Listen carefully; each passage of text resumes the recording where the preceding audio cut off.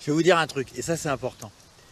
Il y a très longtemps, quand j'ai commencé à voyager, on n'envoyait pas de nouvelles pendant plusieurs mois à la famille. Personne ne savait ce qu'on devenait. Et donc quand on partait, on était vraiment coupé de tout. Coupé de sa famille, coupé de ses amis, on était coupé de tout. Après, il y a eu le téléphone, ensuite il y a eu Internet, WhatsApp, enfin, les manières de se téléphoner facilement sans payer, d'écouter la radio du pays, etc. Et on n'était plus aussi isolé quand on partait voyager. Mais on était quand même dans une difficulté de communiquer quand on allait dans des endroits vraiment reculés et quand on ne parlait pas la langue. Et là, il y a encore une barrière qui vient de tomber avec ces téléphones, les smartphones, etc.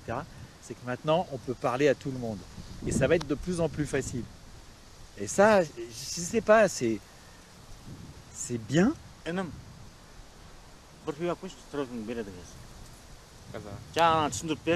Ouais, c'est bien, mais c'est un changement profond. Voilà. Ça me touche. C'est cool.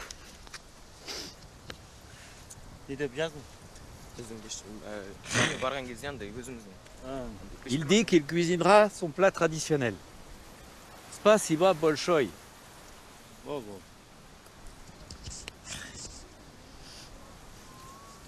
Good.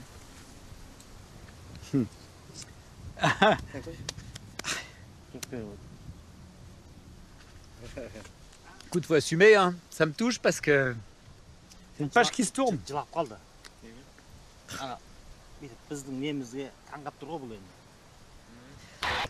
Bon, j'ai essayé de comprendre pourquoi ça m'a touché à ce point-là.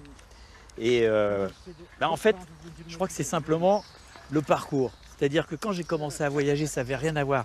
Tu partais à l'autre bout de la Terre, tu étais totalement isolé. Aujourd'hui, la mondialisation se fait. Là, on ne se connaît pas, on a tout qui nous sépare, on peut discuter. Et alors normalement, ça ne devrait pas me toucher comme ça. Simplement, c'est ce qui me fait sentir que j'ai fait un long chemin, beaucoup de voyages, et que je me rapproche peut-être de la fin. C'est pour combien je vais faire d'épisodes encore. Mais je suis super content de l'avoir rencontré, lui. Parce que il a un cœur grand comme ça. Hein?